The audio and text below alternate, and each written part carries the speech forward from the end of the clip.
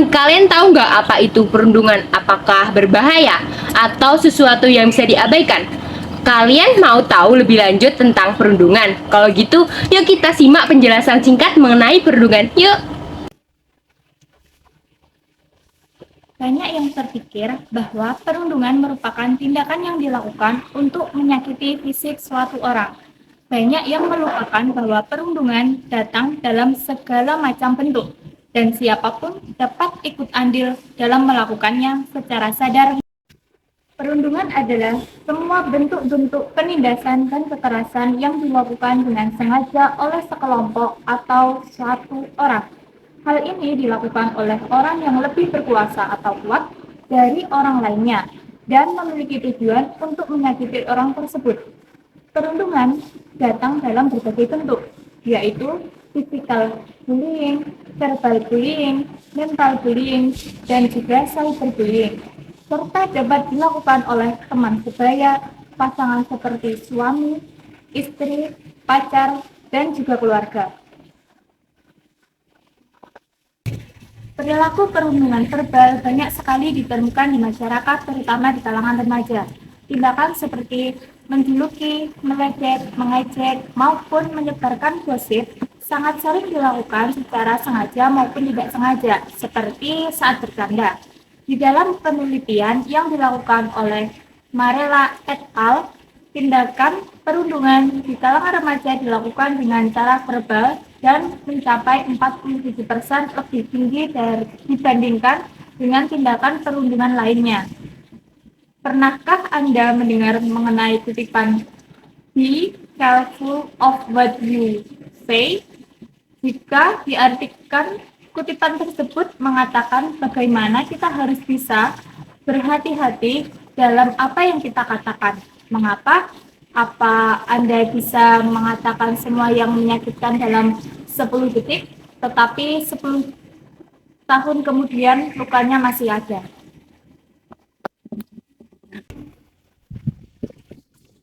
Melansir dari kompas.com, dosen Fakultas Psikologi Universitas Indonesia atau UI, Nail Simampau, menjelaskan perundungan adalah bentuk tingkah laku menyerang orang lain yang dilakukan secara sengaja dan sadar. Hal tersebut dilakukan secara terus-menerus yang menyebabkan orang lain terluka dan merasa tidak nyaman. Namun, apa bahayanya perundungan? Nail menjelaskan dampak yang akan diterima oleh korban ada yang bersifat jangka pendek maupun jangka panjang dan juga bersifat individual, berbeda antar individu. Untuk dampak jangka pendek, misalnya terlalu menarik diri, kesedihan, syok, terguncang. Sementara untuk dampak panjang, yakni mengalami masalah kesehatan mental yang serius seperti trauma, depresi, kecemasan, dan rendahnya self-esteem, ujar Nail. Dampak atau bahaya perundungan secara umum yang dialami korban yakni penghayatan emosi dan pikiran yang negatif mengenai diri sendiri, dapat dengan menganggap diri sendiri tidak berharga atau tidak bermakna.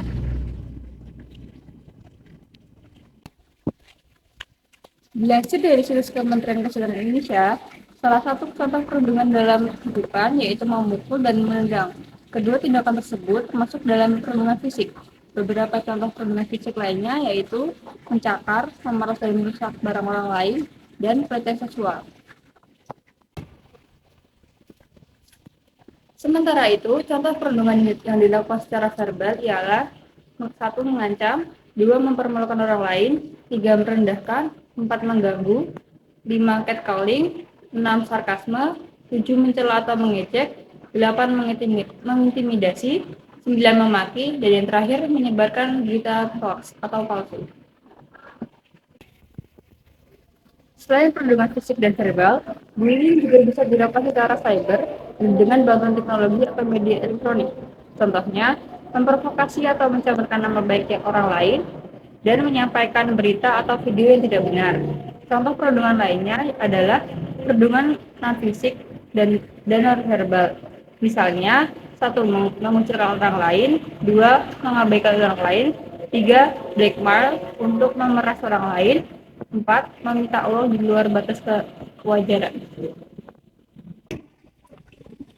Pentingnya peran keluarga dan masyarakat waspada terhadap bahaya perundungan.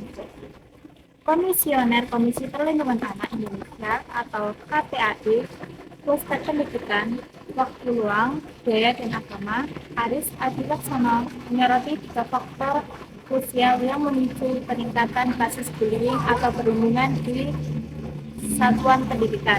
Salah satunya adalah minimnya kesadaran orang tua dan masyarakat terhadap seriusnya tingkat perundungan. Banyak yang menganggapnya sebagai kenakalan biasa, menyadari bahaya setelah dampak fisik dan psikis mengancam tumbuh kembang anak, bahkan hingga menyebabkan kematian.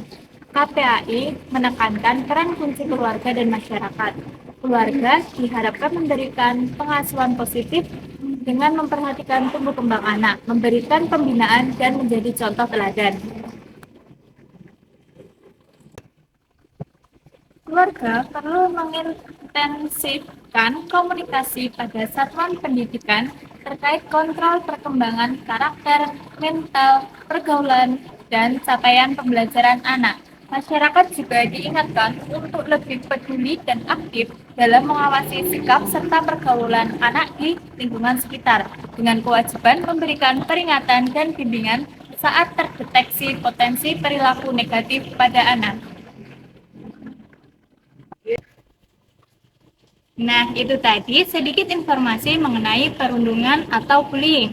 Kita dapat mencegah bullying dengan cara yang pertama, pencegahan dari keluarga. Contohnya, memperkuat pola asuh anak, membangun rasa percaya diri anak, dan selalu dampingi anak dalam menyerap informasi.